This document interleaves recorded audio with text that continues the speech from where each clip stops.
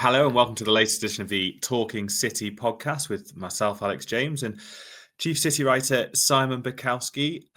You may have noticed we're not in the studio because Simon is out in Spain ahead of the Champions League tie with Villarreal tomorrow. So we will get the latest from Europe shortly after a quick word from our sponsors, NordVPN. So to get the best discount off your NordVPN plan, go to nordvpn.com/Talking City. Our link will also give you 4 extra months on a 2-year plan. There's no risk with Nord's 30-day money-back guarantee. And the link is in the podcast episode description box. There we go. Right, Simon, how are you? Paint us a picture. To be honest, you could be anywhere there. So paint us a picture. Well, I won't want to give my location away in case you know where I am. You know that I'm secretly doing the game actually from a Manchester hotel rather than a Valencia hotel. No, landed in Valencia and will be heading over to Villarreal later this afternoon for the press conference. Pep Guardiola and Nico Gonzalez are going to speak. I think it was going to be Rodri speaking, but he will not be travelling with the squad. So having spent, 10 months being Rodri's replacement on the pitch, Nico Gonzalez also gets to fill in for him at the press conference as well. Yeah, that sounds about right. But he did a good job of filling in for him on Saturday. Obviously I wasn't at the game, but you were. I guess a workman-like first half, and once Haaland got those 2 goals in the first 5 minutes, it kind of killed the contest, and then could have been more and turned into a bit of a let's try and get Erling a hat trick before full time quarter. Yeah, I thought Gonzalez was pretty good in the first half. It's like every first half after an international break, you always get a very, very nervous Pep because his team have lost that rhythm, and he's always like, how are we going to be? And they were a bit sloppy, and it was a drudge, and Everton made things difficult for them, as David Moyes often does. And it wasn't really a sort of high quality first half, and you sort of went in at halftime thinking they need more if they're going to win this game. And credit to them, Nico O'Reilly gave them more, Phil Foden gave them more, and Erling Haaland did what Erling Haaland is doing all too often at the minute, and just put another 2 goals away. Yeah, and that you mentioned Nico O'Reilly there. I know you've eulogized about him plenty this season, but with just cause there as well, because he's sort of becoming undroppable in a way, isn't he? With his performances at left back. Yeah, he really is. Ryan Aït-Nouri will obviously come back into the team at some point. Could even be tomorrow if O'Reilly hasn't shaken off a knock. He kind of had a bandage around his knee, I think, as he walked out of the stadium on Saturday.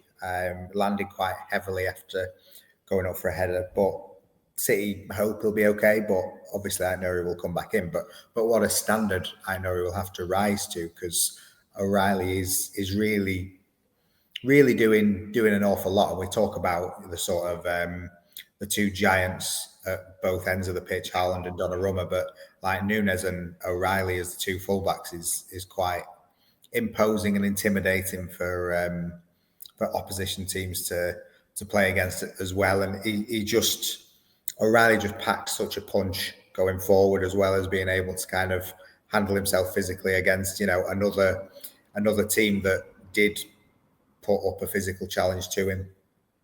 Yeah, and I guess you can see in the final third that that's where he was born and raised, isn't it? He's an attacking midfielder playing at left back, and you can kind of see that when he gets forward. And I think he said before he's kind of given a free role, as crazy as that sounds when you position his left back, but he's kind of got that license to roam, and he's got the quality to deliver like he did for Haaland's goal with a sumptuous cross really on Saturday. Yeah, it is just funny that fans have been crying out for a left back for years. Yeah. Time one, and then Pep says, "I'm still going to play this number 10 at left back though," and you can see why, because he does He just seems to gravitate towards the final third, but he's not kind of lost that sense of defensive responsibility and knowing when to get back, and still kind of young enough and having the pace to get back as well. So he's one of the best players in the team at the minute, and that is a compliment to him, and everyone else kind of is grateful to him for his contributions, because he's helping them win football matches.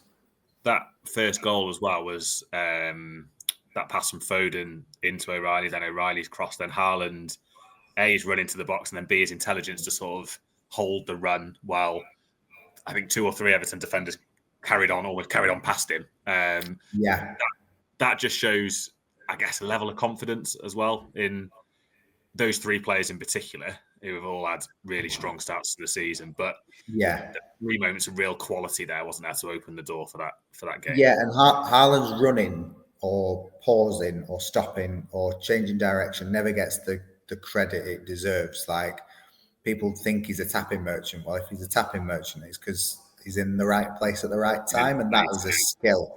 And he does it again for the second goal. He just spots the ball coming to Savinho and just peels off at that moment, and he's got the shot away before anyone can set themselves. But also, I think I said, belting cross from O'Reilly, and Haaland couldn't miss, but he has missed a lot of times from there. His heading since he came to City has not been particularly good. This season, it seems better. It feels like he's gone, heading is a weak point, I am going to work on it. And he has made himself even better. And so, he seems more prolific than ever. He's not particularly, because he's just been so prolific every year, but he seems better than ever. And I think when you look at things like heading, you can see clear improvements in his game. Yeah, and I think we've spoken before, you've certainly done a piece or more on how he's kind of settled, I guess, again, or resettled, if you like, if that's the right way of putting it, that he's a dad now, he's more of a leader in this City team than perhaps he ever has been before. And that all seems to be bringing out the best of him. Just seems really, really content, and also has lost none of that drive, none of that goal scoring instinct. Doesn't seem fazed by, people, like you said, people talk about, it's easy to score lots of goals for City because City creates so many chances, or he didn't have a very good season last season because he only scored 30 odd goals instead of 40, whatever it was. None of that ever seems to faze him, and he always gives that personality. Even on his social media, his personality is pretty laid back, isn't it? Pretty relaxed, but that drive and determination and work ethic is there in spades. Yeah, I think his T-shirt after Saturday's game was, I mean, it's not broadcastable, but I didn't do terrible today, or the equivalent of that. He's enjoying himself in every aspect of his life. But I sort of mentioned before, he also doesn't seem to be getting distracted as much. Feels like sometimes, because he can bully defenders and give them the worst 90 minutes they'll have, he will just get carried away with that. There was a bit of footage before the game playing of like him versus Ben Godfrey at the Etihad a few years ago, and it's those can distract him from actually scoring goals. But it seems like this season his focus is lasered in on goal scoring, and it was almost a shame at the end when he suddenly had like 6 chances in injury time to score and couldn't manage to take any of them. That, I imagine that's kind of added a lot of XG to his game, but he has been very, very clinical this season. Do you just play him, keep playing him, irrespective of the fact that it's game every 3 days and City could play 50, 60 games? Is it just a case of look at how he's performing? He's not the kind of guy who seeks out a rest and rotation anyway, but does City just have to keep him in the team now until, rather than sort of resting with a view to perhaps protecting him a little bit, given the schedule? Yeah, I think so. I think he knows his body better than anyone, and he will know when he needs a rest. I mean, the League Cup game at Swansea next week, you wouldn't expect him to play. But I think City have been pretty good at taking him off this season as well when he's when he's kind of needed a bit of a rest. He 1, 2, 3, 4. Yeah, like 4 out of 10, something like that. He's come off before the final whistle, so they do give him little bits of rest, and every bit helps. But I think he's just in that mood where he wants to play all the time, and they saying you do you, Erling, and keep winning us every single football match you're playing, because the run that he's on is just incredible. Yeah, beggars belief. Well, I was going to say beggars belief, but it's kind of a run he's probably done 2 or 3 times in his. I think there was a stat of how many goals in games, wasn't there? And this is only third behind Haaland and Haaland. Yeah. But that's it. He's competing with himself now, basically, because there's no one else who can touch him. But I think also he's kind of been seen unfairly, but like seen just a goal scorer before. But I think this is probably kind of his most impressive set of performances for kind of everything. Like, as much as he's scoring loads, he's also coming up with plenty of headers in his own 6-yard box. He seems to have like really switched on to defending set pieces and getting everyone going that way as well. So I think he is doing more than ever. He's somehow turned into a box-to-box centre forward, hasn't he? Like, prolific in his own box and prolific in the opposition box, and more than useful in his own box defensively. So, and given the way the results went on the weekend as well, obviously I know Arsenal won, but Liverpool lost, Bournemouth threw away a lead and drew. City are up to second, and they're one injury time Gabriel Martinelli goal away from being top of the table here, which, considering sort of all the noise that's been generated, particularly around Arsenal and Liverpool, with some justification for how those two started the season, this City side aren't going anywhere, are they? No, it's been pretty good. It's been very encouraging. I don't think City will really mind being not a huge part of the conversation at this stage, but I think they have to be, and I think they are showing themselves to be at the minute, really. Like, I'm surprised they're not more a part of the conversation at the minute. Yeah. But especially when you consider, like, when Arsenal got that late equaliser against them, and all the talk of Arsenal was like Mikel Arteta's handbrake, and will they ever sort of go on? And now suddenly it's like, well, Arsenal are clear favourites, and you kind of think, it really wasn't that long ago that they weren't getting over the line. But it's 8 games now. It's in all comps, unbeaten, 6 wins, the 2 draws being injury time equalisers that stop the wins. And I was just talking to a colleague and sort of saying, what number does it get to before people start thinking, you should be worried about this City team? Because I think City fans would think as well that there is a lot more to come from this team, and they're not yet at their best level. But if they can be still finding themselves and winning 75% of games, then they're in a very, very good spot. And I think that Everton game is kind of, as dull as the first half was, I'm not sure they win that if it's last season. I think maybe they draw. So it's kind of another result where they've gained points on what they were like last season.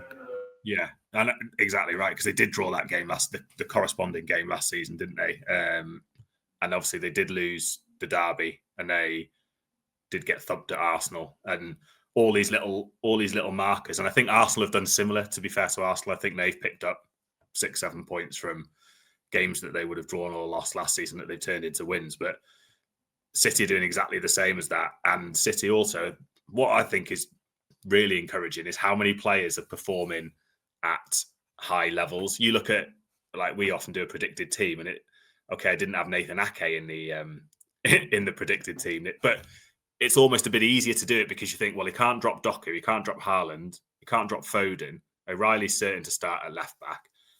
Gvardiol and Diaz are that first choice pair, and Donnarumma's going to start in goal. It all seems to be coming together, and usually you're just left with right back as who's going to play there. That everybody else seems to be finding their feet, playing really well, and developing and growing as a team, which can only be a good thing considering how many new signings are in there from the calendar year. Yeah, and just a word on Donnarumma as well, because he seems to have just been a huge part of this growth and improvement as a team. And again, he didn't have loads to do on Saturday, but the way he handled himself and just sort of the way he is at set pieces, commanding his box, and the few saves he has to make, that like Ruben Diaz was like running up the pitch and then remembered like, I've got to go back and thank Donnarumma for what he did just then. Like, he just has this aura, and we sort of asked Pep about it after the match, and he is both loath to be seen to be sort of doing Ederson down, and also doesn't want, he doesn't want to knock James Trafford anymore. Came out, he was asked about Donnarumma, and his first word was Ederson, and his second sentence was about how good James Trafford is in training. But it's like, Donnarumma is the guy at the minute, and he eventually kind of said he just has this. He said his personality is obvious, and you feel like if he does make a mistake, it's forgotten after 2 seconds. And that is the Haaland mentality. That is part of what makes Haaland so elite. And we don't talk about mentality that much because it's hard, it's intangible, it's a quality that we don't really count on the pitch. We can't count it on the pitch, so it's difficult to say, it's down to this. But so much of City's problems last season seemed to be mentality, and the rise again this season feels like mentality again.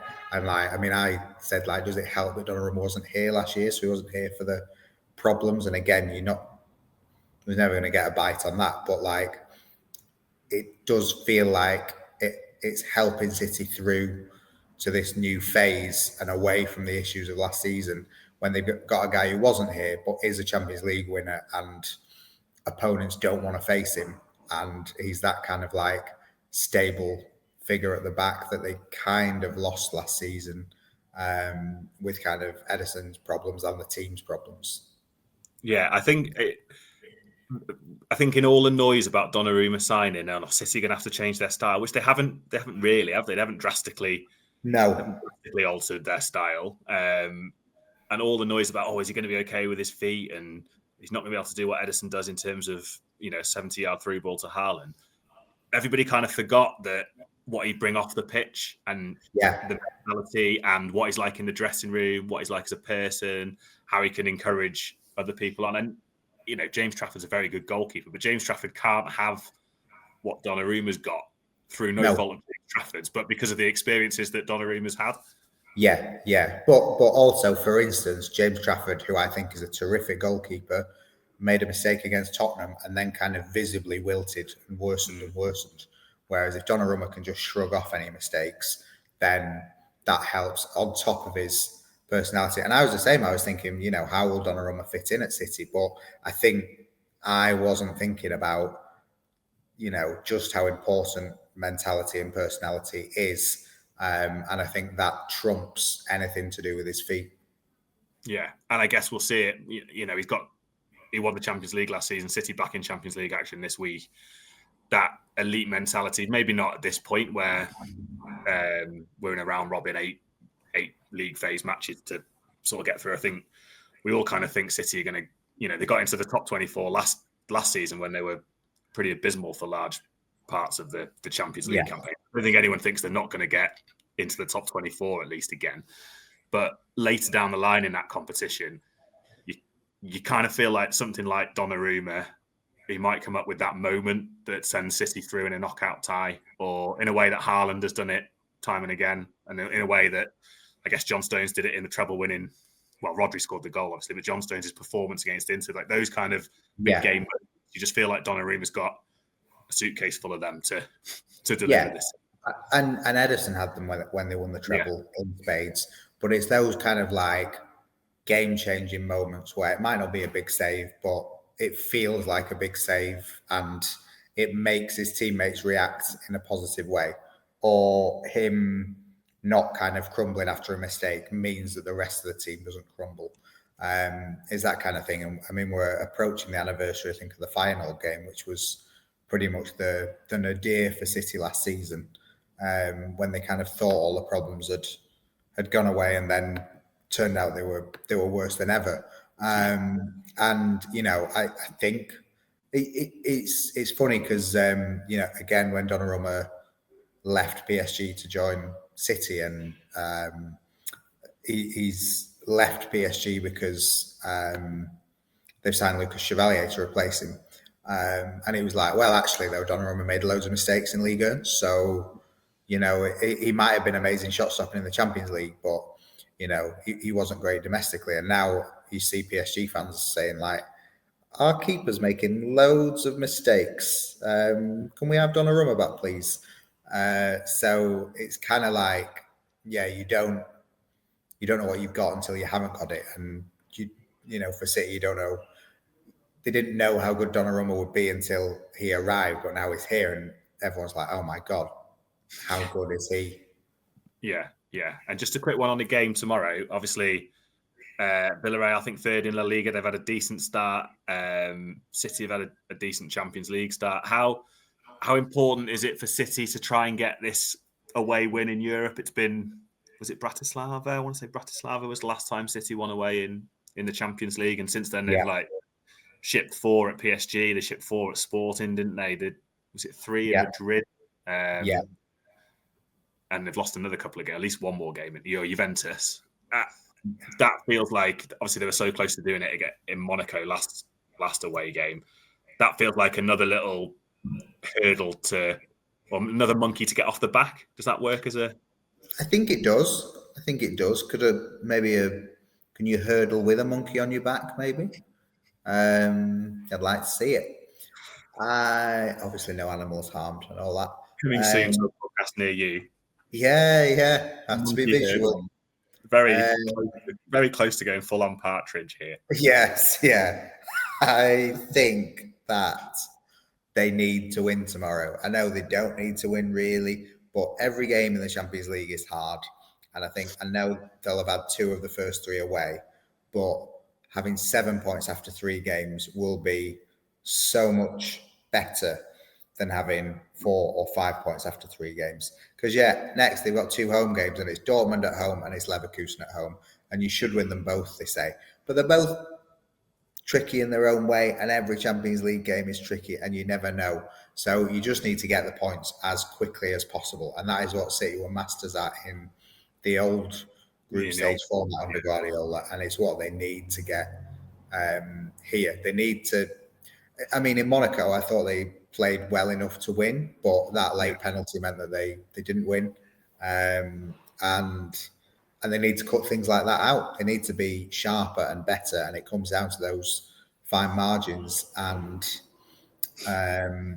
they're coming up against a team who are at home and who, like you say, have started well. So they should win, but they kind of do need to win to get that confidence back. Because again, it's a feeling, and the feeling from anyone who was here last year is sort of really scarred from how badly everything fell apart in the Champions League. It was their worst competition of the season. So they really need to get into their heads that they are a leading team who should be, reaching the top 8.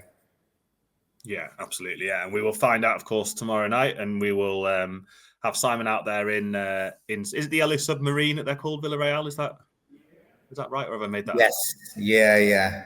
Going to sink the submarine pun there, but then I doubted whether they were actually called the Yellow Submarine. So I think they, yeah, and the stadium is also meant to be quite something.